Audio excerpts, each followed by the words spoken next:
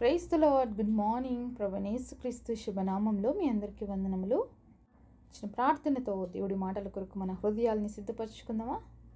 పరిశుద్ధుడైన మా తండ్రి, నీ ఘనమైన శ్రేష్టమైన నామాన్ని బట్టి మీకు వందనాలయ్యా. మరొక దినాన్ని మా జీవితాల్లో ఇచ్చావేసయ్యా, మీకు స్తోత్రాలు తండ్రి. ఈ దినమంతటి కొరకు మమ్మల్ని సిద్ధపరచండి, మా ఆత్మీయ జీవితాన్ని మెరుగుపరచండి అయ్యా. అంబుల పొదల పెట్టబడినటువంటి బాణాల్లాగా మా ఒక్కొక్కరిని సంధించండి.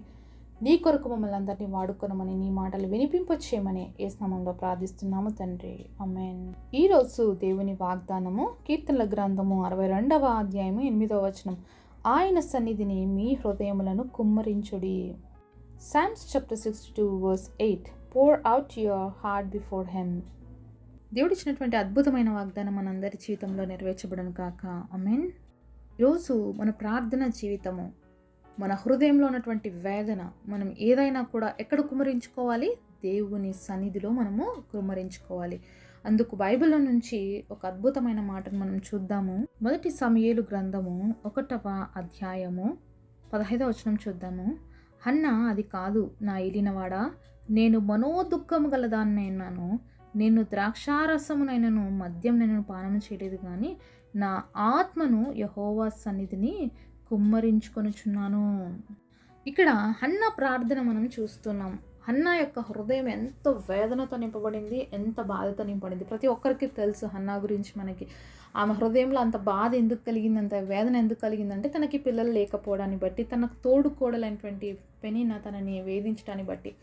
అయితే ఇప్పుడు దేవుడి సన్నిధిలోకి వచ్చి తను ప్రార్థన చేస్తా అంటే ఏలి అనుకున్నాడు, ఈమె బాగా తాగేసి వచ్చి మత్తురాలుగా ఉంది అంటే, అంత డీప్గా తనలో తన బాధ, తన వేదన అంతా కూడా దేవుడి సన్నిధిలో కృమ్మరించి ప్రార్థన చేసుకుంటా ఉంది.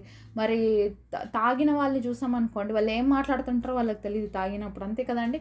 మరి అలాగ తను మాట్లాడుకుంటుంది దేవుడి సన్నిధిలో, తను చెప్తా ఉంది. అయితే ఏలి ఇదంతా కూడా గమనిస్తా ఉన్నాడు. అయితే ఆమెను అడుగుతున్నాడు, ఎందుకమ్మా అంత మత్తురాలుగా ఉండి నువ్వు ప్రార్థన చేస్తున్నావు అంటే, అయ్యో అలా కాదండి, నేను మత్తురాలిని కాదు, నేను ద్రాక్షరసం తీసుకోలేదు, నా బాధ అంతటిని దేవుడి సన్నిధిలో ఏం చేస్తుందంట, కుమ్మరించుకుంటున్నాను నా ఆత్మని. ఇప్పుడు తన హృదయంలో ఉన్న బాధ, తన ఆత్మలో ఉన్నటువంటి బాధ అంతా కూడా ఎవరి సన్నిధిలో కుమ్మరించుకుంటా ఉందంట, దేవుడి సన్నిధిలో కుమ్మరించుకుంటా ఉంది. మన హృదయం అనేది దుఃఖంతో నింపబడితే మన ఆత్మ అనేది క్షీణిస్తుందండి. ఆత్మీయంగా మనం దిగజారిపోతాం. అందుకనే హృదయంలో కృంగుదల వచ్చినప్పుడు మనం వెంటనే దేవుడి సన్నిధికి వచ్చి ప్రార్థన చేసినప్పుడు మన ఆత్మను దేవుడి సన్నిధిలో కృమ్మరించుకోవడం మనం నేర్చుకోవాలి. అప్పుడు మన ఆత్మ అనేది పరిశుద్ధపరచబడుతుంది. అలాగే మన హృదయం అనేది డిప్రెషన్లో నుంచి బయటికి రాగలుగుతుంది. హన్నా ఎన్నోసార్లు ప్రార్థన చేసింది, కానీ ఈ ప్రార్థన చాలా స్పెషల్గా చేసిందండి. ఎన్నోసార్లు దేవుడి సన్నిధికి వచ్చింది బలి అర్పించడానికి, ఏటేటా వచ్చేవాళ్ళు దేవుడు బలి అర్పించడానికి. కానీ ఈసారి తనలో ఉన్న ప్రత్యేకత తనే చెప్పుకుంటా ఉంది, నా ఆత్మను యెహోవా సన్నిధిలో కృమ్మరించుకొనుచున్నాను. నువ్వు ఎన్నోసార్లు ఎన్నో విషయాల కోసం నువ్వు ప్రార్థన చేసి ఉండొచ్చు నీ జీవితంలో, ఎన్నోసార్లు దేవుడి సన్నిధిలో అడిగి ఉండొచ్చు, అయినప్పటికీ నువ్వు పొందుకోలేకపోతే ఈరోజు దేవుడు మనకి చెప్తున్న మాట ఏంటంటే, హన్నా వల్లే ప్రార్థన చేయమని చెప్తున్నాను అనమాట. మన ఆత్మను కృమ్మరించి ప్రార్థన చేయాలి. చాలాసార్లు మనం పెదవులతో ప్రార్థన చేసేవారుగా ఉంటామండి, కానీ మన ఆలోచనలు, మన తలంపులు ఎక్కడెక్కడో తిరుగుతుంటాయి. కానీ మనం మాత్రం గంటలు గంటలు కూర్చొని ప్రార్థన చేస్తూ ఉంటాం. కానీ మరి హన్నా అలాగ ప్రార్థన చేయలేదు. తన పెదవులతో కాదు, తన ఆత్మను దేవుడి సన్నిధిలో కృమ్మరించి ప్రార్థన చేస్తుంది. కాబట్టి మనం కూడా ఈరోజు ఏ పరిస్థితిలో అయితే మనం జయాన్ని పొందుకోలేకపోతున్నామో, ఏ పరిస్థితులు అయితే విజయాన్ని చూడలేకపోతున్నామో, మన ఆత్మను సంపూర్ణంగా దేవుడి సన్నిధిలో కృమ్మరించుకొని మనకున్న వేదన, మనకున్న బాధ అంతా కూడా ఆయనతో చెప్పుకుంటే అది ఖచ్చితంగా తీరిపోతుంది. మరి చాలాసార్లు మరి పక్కన వాళ్ళు మందిరంలో పోయినప్పుడు నేను ఏడిస్తే చూస్తారేమో, ఎదురు వాళ్ళని చూస్తారేమో అని ధైర్యంగా కూడా ఈరోజు ఏడ్చలేని వాళ్ళు చాలామంది ఉంటున్నారండి.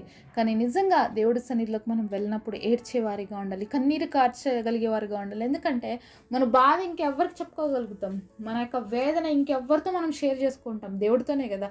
ఒక్కసారి దేవుడి సన్నిధిలోకి వెళ్ళి మన ఆత్మ పూర్ణంగా మనం కుమ్మరించుకున్నప్పుడు, కన్నీరు కారుస్తూ దేవుడి సన్నిధిలో ప్రార్థన చేసినప్పుడు మన మనసు తేలికైపోతుందండి. మనకు ఒక తెలియని ధైర్యం వస్తుంది. కాబట్టి దేవుడి సన్నిధిలో ఏడ్చడానికి ఎప్పుడు సిగ్గుపడకూడదు. అలాగే దేవుడి సన్నిధిలో ఎప్పుడు కూడా మనము మరి ఆలోచించకూడదు. వీళ్ళేమనుకుంటారో, వాళ్ళేమనుకుంటారు, నీకు కన్నీరు వస్తుందా, నీకు దుఃఖం వస్తుందా, నువ్వు దేవుడితో చెప్పుకో. ఏ విధంగా హన్నా చెప్తాంది ఇక్కడ. మరి యాజకుడైనటువంటి ఏలీనా అనుకుంటున్నాడు, ఏమో మత్తురాలుగా ఉందేమో, తాగేసి వచ్చిందేమో, ద్రాక్షారసం తీసుకుందేమో అని. అంత ఇదిగా ఎవరిని పట్టించుకోలేదు అక్కడ హన్నా. తన బాధ ఏంటో, తన మనసులో ఉన్నటువంటి వేదన ఏంటో, తనేంటో దేవుడికి చెప్పుకుంటా ఉంది. అలాగే ఈరోజు మనం కూడా మన బాధ ఏంటో, మన కష్టం ఏంటో, మన దుఃఖం ఏంటో, మనకున్నటువంటి సమస్య ఏంటో మన చుట్టూ ఉన్న వాళ్ళని కాదు మనం చూడాల్సింది, చుట్టూ ఉన్నటువంటి పరిస్థితులు కాదు, చుట్టూ ఉన్న మనుషుల్ని కాదు మనం చూడాల్సింది. మనం ఉన్నటువంటి దేవుడి సన్నిధిలో కన్నీరు కారుస్తూ మన హృదయాన్ని ఆయన సన్నిధిలో కృమ్మరించినప్పుడు హన్నా ఏ విధంగా అయితే జవాబు పొందుకుందో, గొప్ప అద్భుతం రిసీవ్ చేసుకుందో, ఈరోజు నువ్వు నేను కూడా ఆ విధంగా రిసీవ్ చేసుకోవాలని దేవుడు ఆశపడుతున్నాడు.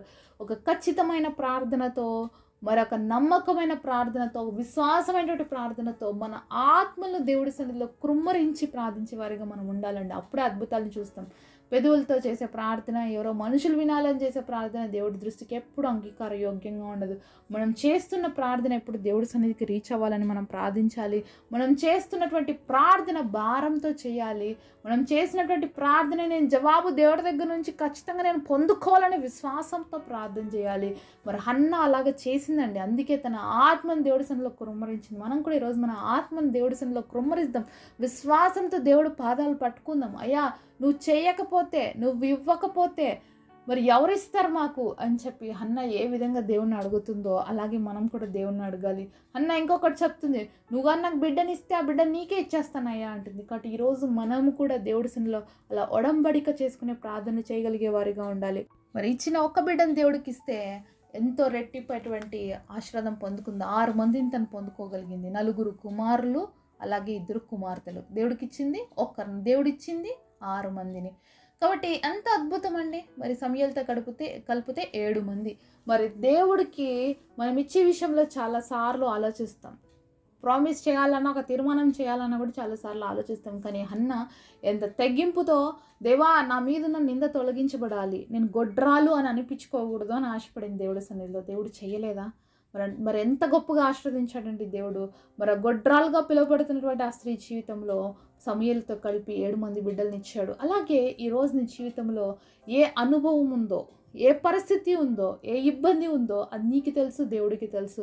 హన్నా జీవితంలో తన ఆత్మను కృమ్మరించుకున్నప్పుడు దేవుడు ఆ ప్రార్థన వినలేదా? అంతకుముందు కూడా చాలాసార్లు వచ్చింది, ఎప్పుడు అలాంటి ప్రార్థన చేయలేదు.